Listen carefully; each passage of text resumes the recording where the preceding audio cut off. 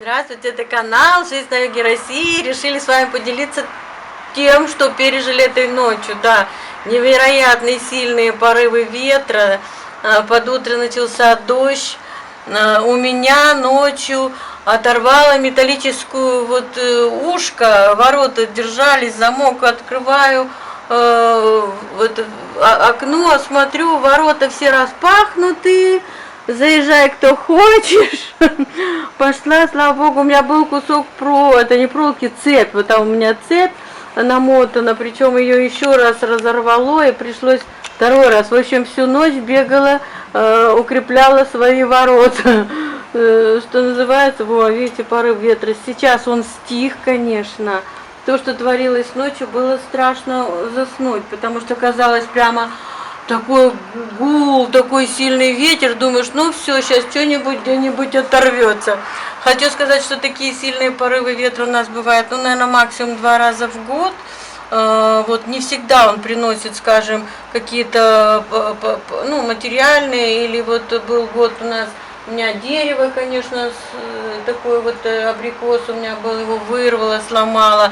То есть в прошлом году у кого-то тоже деревья прям пополам и ломались. Вот это самая, трагичная или печальная ситуация, когда ты ждешь урожая, а тебе хоп, и нету дерева. И для того, чтобы выросло новое дерево, это, конечно, нужно время. Но хочу сказать, что еще радовало, что, конечно, нет у нас больших деревьев, поэтому страха, что мощное дерево рухнет куда-то и что-то завалит, тоже не было. Конечно, опять же, плюсы, что далеко от воды, да, мы понимали, что никакая волна не накатится, тоже ничего не разрушит. Поэтому свои плюсы, да, отдаленности от моря есть. Но, конечно, на берегу всегда спокойнее. И всегда, когда такая погода, думаю о тех, кто в море. Потому что, мужья были моряками, и понимаю, что там, конечно, когда сильный ветер, и когда мощная волна, спрятаться негде. Там все взоры к небу, и ждешь, только бы это все закончилось и обошлось бы, да, в очередной раз. Это, конечно, очень страшно. Поэтому, да, ветры у нас бывают. Собственно, сегодня с утра мы посмотрели, что на территории всей нашей страны было очень ветрено, да, и средняя полоса вплоть до Мурманской области. Одно радует, что у нас не было снежных заносов.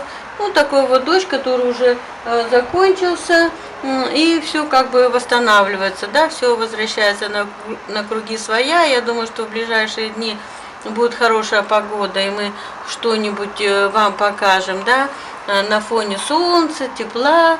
Да, решили показать, что бывает и такое сегодня.